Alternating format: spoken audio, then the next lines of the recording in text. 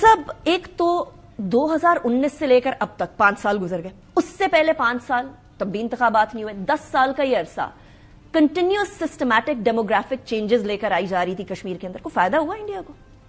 اب ایک چیز نوٹ کر لیں، 10 سال کی بات کی نا، آخری سینسس کب ہوا ہے ان کا؟ 2011 کو۔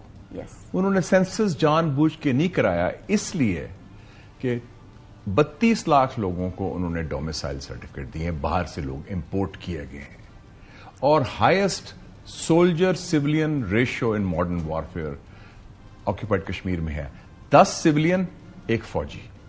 آپ کتنا ملٹرائزڈ ہے سارا کچھ۔ اور اس کے علاوہ آپ دیکھیں کہ جو کوشش یہ ہے، جو لیفٹنٹ گورنر کو بھی پاور دی ہے، جو اس کو ریل باس ہے ان کا، کہ اکثریت سے جو ہے اس کو اقلیت بنایا جائے، اور آپ نے دیکھا کہ جموں کی انہوں نے سیٹیں بڑھا دی ہیں، 43 سیٹس ہیں، ویلی کی 47 ہے۔ اور آپ نے پوچھا کہ کیا انڈیا نے گین کیا 5 سال میں؟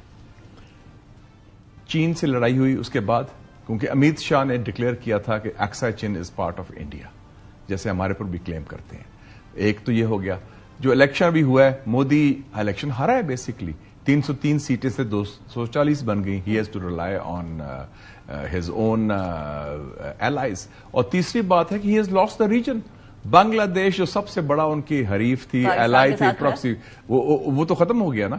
مالدیوز نے خود نکال دیا ان کو، نیپال اور سری لنکا بھی انڈیپینڈنٹ ہے، پاکستان تو خیر پہلے کھڑا ہے ان کے ہندوستان کی بالادستی کے خلاف۔ تو واٹ ہیز انڈیا گینڈ؟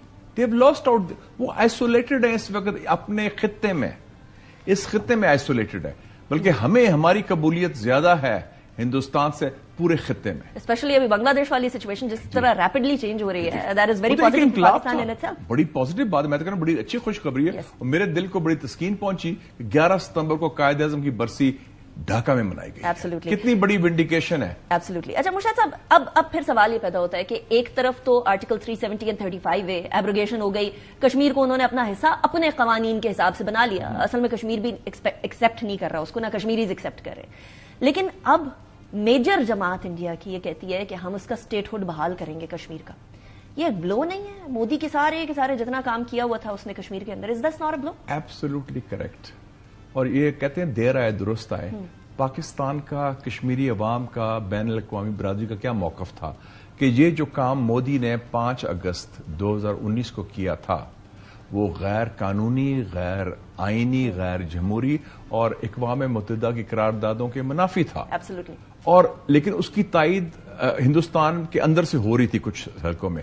یہ پہلی دفعہ ہوا ہے کہ ہندوستان کی جو اتنی بڑی پارٹی ہے، جو حزب اختلاف کی سب سے بڑی پارٹی کانگریس پارٹی، انہوں نے اس کو ریجیکٹ کر دیا، اور ان کا موقف وہی ہے جو باقی بین الاقوامی برادری کا، کہ کشمیری عوام سے ظلم ہوئی ہے، زیادتی ہوئی، اس کو ختم کیا جائے۔ اور ایک اور بیان دیا ہے راہل گاندھی نے، بڑا امپورٹنٹ، لاسٹ ویک واشنگٹن میں آپ نے دیکھا ہوگا، اس نے کیا کہا ہے کہ the Sikh community of India faces an existential threat in India، کہ ان کو خطرہ ہے اپنی ایگزسٹنس کا، جان و مال کا ہندوستان کے اندر۔ تو صرف مسلمان نہیں ہے اقلیت کا مسئلہ، سکھ، مسیح برادری کے لوگ، جتنا یہ ہندوتوا سے بنایا ہے اس نے ہندوستان کو تقسیم کر دیا ہے۔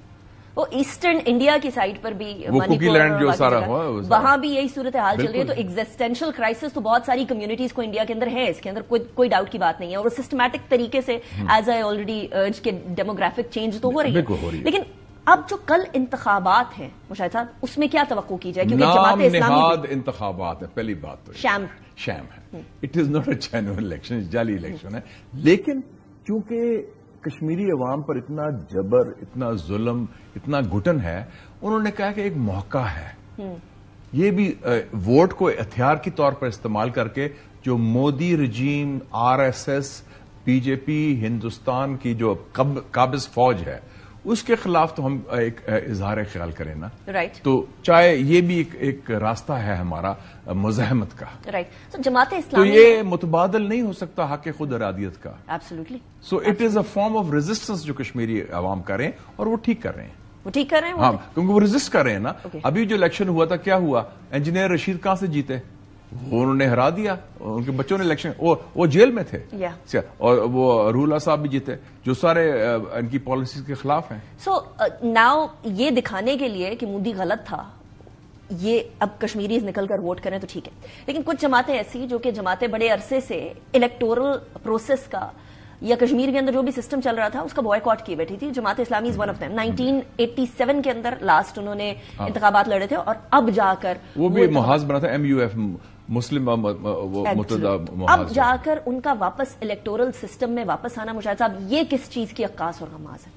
میں سمجھتا ہوں کہ جماعت اسلامی کا ایک جنرل ریوائول ہو رہا ہے. بنگلہ دیش میں بھی آپ نے دیکھا جماعت اسلامی واز بینڈ، وہ پھر زندہ ہو گئی ہے. تو پاکستان میں بھی ادھر تو خیر پہلے ہی بڑی ایکٹیو ہے. حافظ نعیم صاحب جو ہیں بڑے دبنگ لیڈر ہیں ان کے، اور زندہ کر دیا. اور مقبوضہ کشمیر میں جماعت اسلامی کا بڑا رول تھا، سید علی گیلانی صاحب دوسرے لوگ، اور وہ ان کا کیا رول تھا؟ الحاق پاکستان کے ساتھ. It his always been seen as a party جو کشمیر بنے گا پاکستان اور اس کی مخالفت کی ہے، ہندوستان کی بالادستی کی.